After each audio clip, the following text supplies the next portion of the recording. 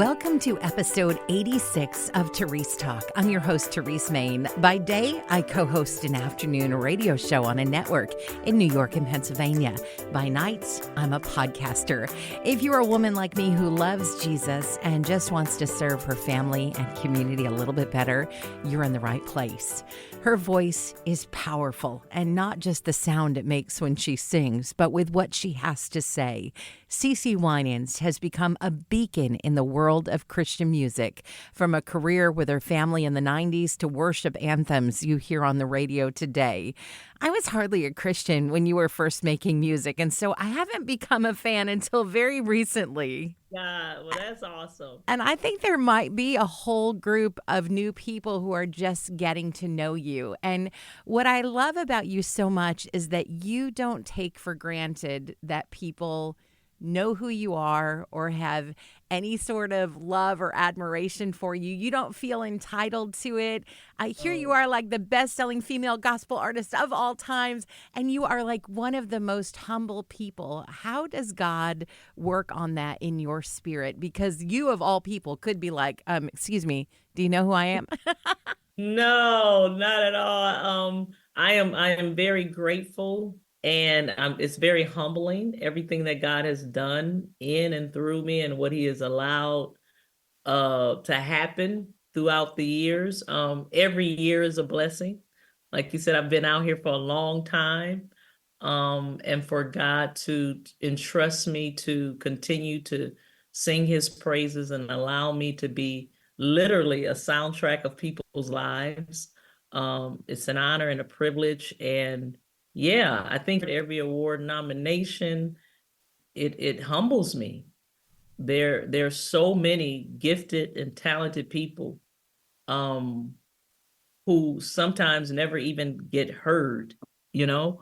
And I've been around long enough to know that and to understand that every platform that God has allowed me to be on, it's not for me, but it's to magnify him. And when you understand who God is, you understand you're not. I know without a doubt Jesus is at the top of your list, but I gotta believe grandkids are right there. You got that right. Jesus and grandkids. How is this season of your life? Is it as joyful as everyone says? You know, they told me that this grandparent club would change your life. And it's like, okay, okay. But when it happened, it is so true. It is, I don't know. It's like, again, you realize God knows what to do. He knows the the timing, the order. Because when you become a grandparent, it's like you get a whole new boost of energy. You get a whole new reason to keep living Hmm. and to keep living with purpose, and even a deeper purpose probably than when you became a parent. It's just you get a second chance to mold and encourage and shape a life with more wisdom than you had the first time around. And it's just joy. It's just pure joy. So I love being a grandparent. And as great as they described it, we still can't describe it to really cover the joy. You and your husband have spent a lot of years leading a church in Nashville. Do you ever just get tired of dealing with Christians? Because we can be a lot. I get tired of dealing with myself. Yeah, we've been pastoring now. Well, we pastored as the lead pastors for 9 years, and then my son has been the lead pastor for the last 3 years. Yeah, it's not an easy call pastoring, but it's an honor. Hmm. It's one of the greatest calls to shepherd people, to love on people, to be there for them, and I think I don't know. It's a call that makes you more like Jesus. When I think I want to complain, I just think about how God loves me through all of my mistakes and how he's been there for me to and never turns his back on me. And when you're a shepherd, that's the heart you ask God for, So it's been an honor to do it. Has it been easy? Not all the time, but most of the time it's been pretty awesome because when you see people grow in the Lord, when you see people become true disciples of Jesus Christ, I think the most disheartening thing is when people don't see their own potential and they allow the enemy to I don't know, allow the enemy to make them abort their assignment. They don't see their greatness. They don't see what God is doing in the moment. And I think that's the most disheartening thing as a pastor is that you want more for people than sometimes they want for themselves. And me and my husband have grown tremendously from the inside out because of this call. Speaking of potential, do you remember the first time you sang in church? Pretty much, yeah. I do remember. I don't know if it was the very first time that's in my mind, but the times of having that solo uh will never leave my mind. Singing, I've sang in church probably before that, but to have a solo is what I remember. Fill my cup, Lord. It was something I didn't want to do as a kid. I cried through the whole thing, and my parents continued to make me sing it over and over again until I stopped crying. But I've always loved singing in church, but singing out front or being the lead, I didn't have to do that. I would have been happy being in the background. But clearly, God had another plan for my life, and my parents saw that, and I'm here today because of it. I saw a video that BB posted on Facebook, I think it was just last week, from 1989, Arsenio Hall show with you and Angie and Debbie and Whitney Houston. Yes, Whitney, our other background Yeah, singer. I know. I was like, are you kidding me right now? When you see moments like that pop up, what do you feel? Are you like, oh, so cringe? Like, that's 1989. Look at the shoulder pads. Or do you just go, wow, God is so good? I'm sure you say, wow, God is so good, but there's got to I be a do bit. all of it. I do all the above. It's always God is so good. But then yes, it's the hairdos and the shoulder pads. What was I thinking? But it's amazing to me when you look back and first of all, you see the goodness of God, that you're still here. You're doing what you love, but you're doing what you've been called to do. And to know that God has been allowing us to be his ambassador for so many years now, and that he entrusted us, BB and myself and my siblings, when we were young, um, and not always the wisest people, that God can, it just shows that God can use. Little becomes much when you just place it in the Lord's hands. And so I'm humbled by it, but we laugh at it. One time, I have to share this with you. My son was in the study at my house, and I heard him laughing. And I just kept doing what I was doing, and the laughter continued. It looked like it went on for about an hour. And I finally walked in. I'm like, what are you laughing at? And he was in here laughing at his mother about all the things. He was bringing up stuff on YouTube. I said, that's horrible. You've been in here laughing at me all this time. I know most of us are lucky that, we didn't have the internet watching our every move Right, when we were right. younger, but you were right in the middle of that spotlight, girls.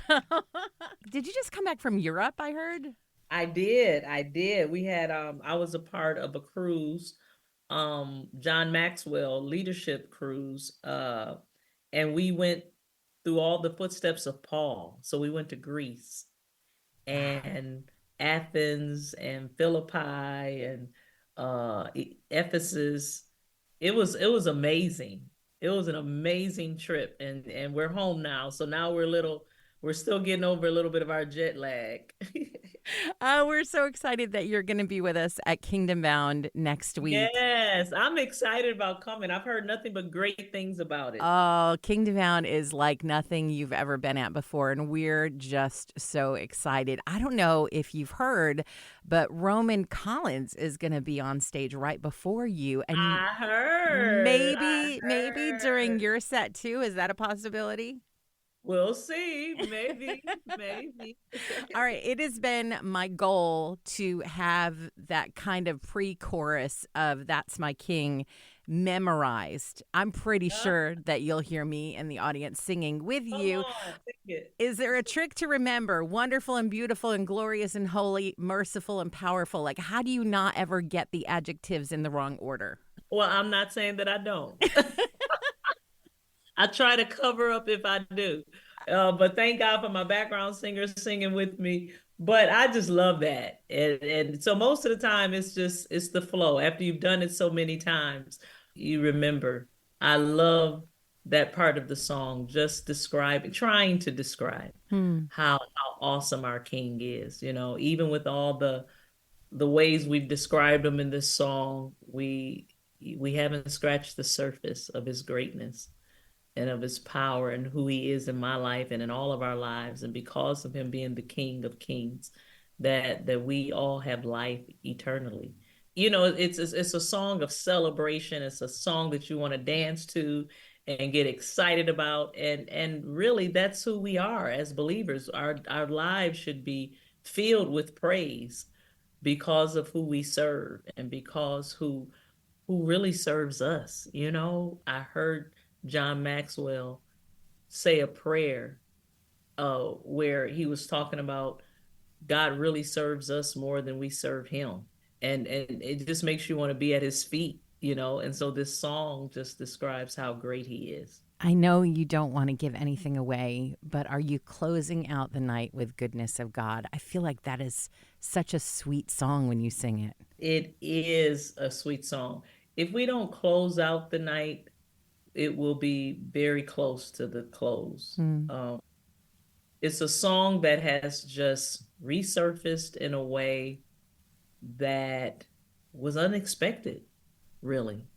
And I heard this song when the worship team at our church sang it, and I was like, it just hit me so hard. It filled my heart with gratitude, and I went in and I told management and producer, I said, I want to redo this song. Because I asked everybody, where did this song come from? And they were like, well, it's been done before, and we don't think you should do it. It's been done and been recorded so many times. I said, no. If I hadn't heard it and it hit me like this, I got to sing this song because this is my testimony. And I went ahead and recorded it. And a lot of people had never heard the song. It's just amazing how it's just grabbing the hearts of believers and non-believers. Because when you understand, which most of us do, when you sit down and reflect on how good God is, you can't help but you're just stopped in your tracks, And so to hear these people sing, when I go out on tour, I don't even have to have a voice for Goodness of God, because everybody's going to sing the whole song with me. It's one of the greatest experiences to hear grateful hearts raising their voices to give God praise for his kindness, all different backgrounds, all different circumstances, all different reflections of testimonies that if it had not been for his goodness and his faithfulness, we wouldn't be here tonight. And when you get everybody at that point, it is most powerful. So if it's not the last song, because sometimes we like to end it on the kick, that's my King. But we have ended the night like that. And it's just, I don't know, it's life-changing. CeCe Winans is headlining the first night of Kingdom Bound 2024, July 19th at Six Flags Darien Lake. Find out more about the festival at kingdombound.org. If you've enjoyed this episode of Terese Talk, be sure to subscribe. If you really loved it, consider making a gift to Family Life, the ministry this podcast is a part of. Just go to familylife.org and find out more about what we do. Did you know Family Life offers a variety of podcasts? Get up to date with Family Life news or enjoy family time with Family Life kids.